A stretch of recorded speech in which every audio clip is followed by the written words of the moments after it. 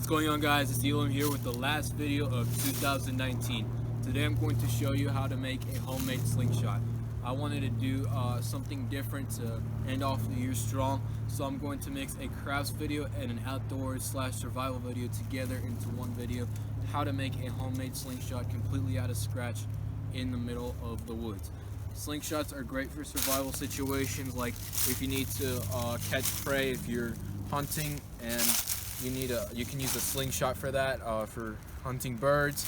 It's also just a great pastime, you know, like if you're bored or something, then you can just like shoot rocks, but make sure not to shoot other people or yourself, and or anything else that shouldn't be harmed, to just be safe and make sure that you don't hurt yourself or hurt others. So what you want to do first is you want to find the right stick. So like for example this one right here, it breaks off really easy, as you can tell. It's not a great stick. You want to find one that's strong and that won't break under pressure, because you're going to be pulling the slingshot back. You want to make sure that it doesn't break the first time you pull it back. So there are two problems. First of all, it's too flimsy to break off really easily. Second of all, it's too small. You're not going to be able to fit any rocks to it. So you want it to be, I don't want to sound too exact to like kind of put you at limits, but maybe 4 to 5 inches long. About this long maybe. Each end should be about that long to make sure that the rock can go through, and that you also make sure that it's strong. So you got to look for a nice sturdy stick. Alright, so we're over here looking, just check on the ground. Sometimes like fallen branches are the best ways to like find a slingshot, like the best sticks to find a slingshot on. So here's a great one right here. Great example. Very strong, very sturdy.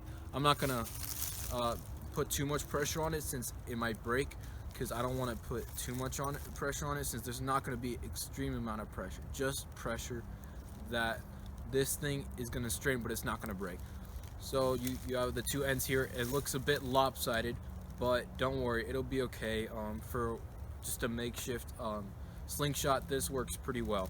What I'm going to do is I'm going to cut off this top end right here with a saw to kind of make both ends look even, and I'm gonna also cut off right here, this end right here, because I don't need my slingshot to be this long. I just need it long enough for me to hold it on my hand, like a handle, like you're holding a hatchet.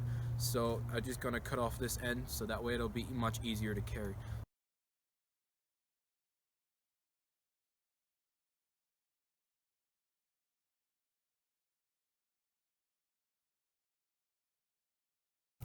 Now that I've finished cutting this slingshot, it's a bit long, but it gives me a bit of wiggle room, and I made sure both of the ends are kind of even. What I'm going to do is I'm going to make notches on this to make sure that like what I'm going to use for the slingshot isn't going to slip out every single time I try to use it. So I'm going to put notches here. What a notch is basically I'm going to take my knife right here, and I'm going to start kind of sharpening this off, kind of shaving this off, whittling it down, so that way this part is more narrow than this part, so that way the rubber bands won't slide off easy, and then they'll just stay in place, and then they won't be sliding off every time I shoot the slingshot. So now that's what I'm going to be doing now for the second step of making a homemade slingshot.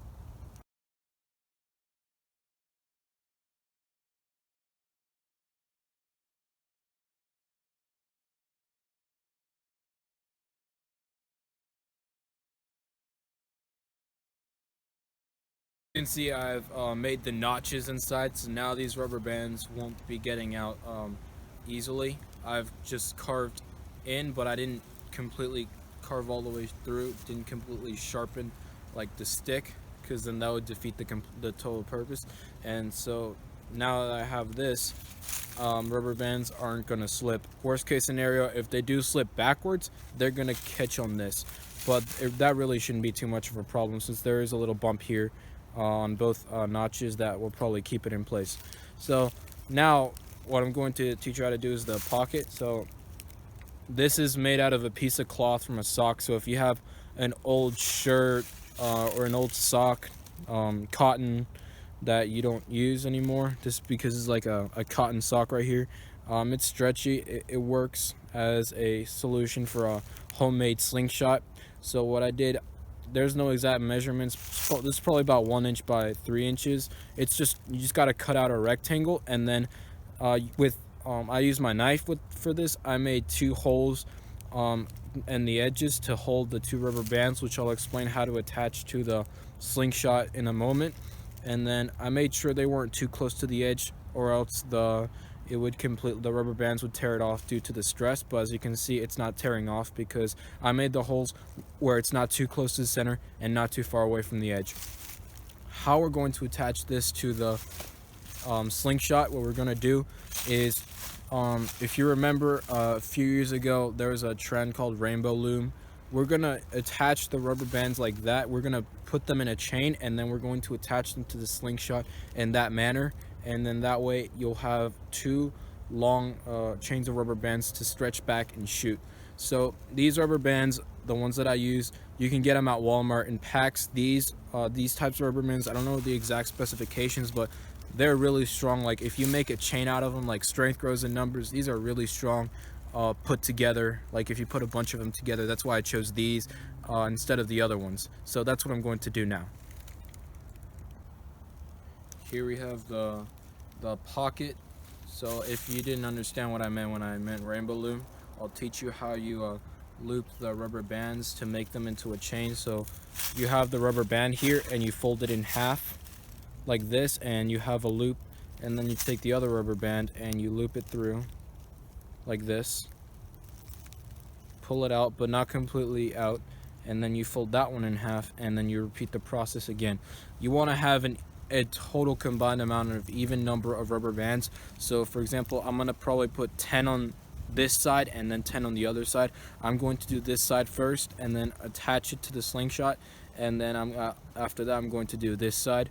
And then in order for this one to not fall off, since it's kind of a pain to put it back in the hole, I kind of looped it around itself. So I'm going to show that to you real quick. The rubber band was right here. I just put one loop through the other. Don't tighten it all the way through because it is a pain to put back out if you put it too tight. So I just did that for now just to keep it in place. That'll keep it in place for now.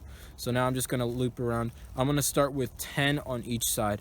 If 10 is too short, then I'm going to take some off. If it's too long, if it's too short, I'm going to put some more on. But if it's too long, I'm going to take some off. So that's what I'm going to do now.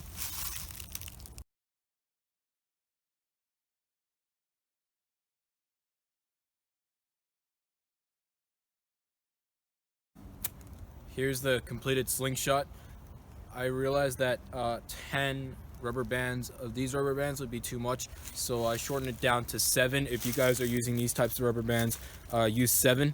When I looped it around the ends, I double looped it to make sure that it will also stay in place.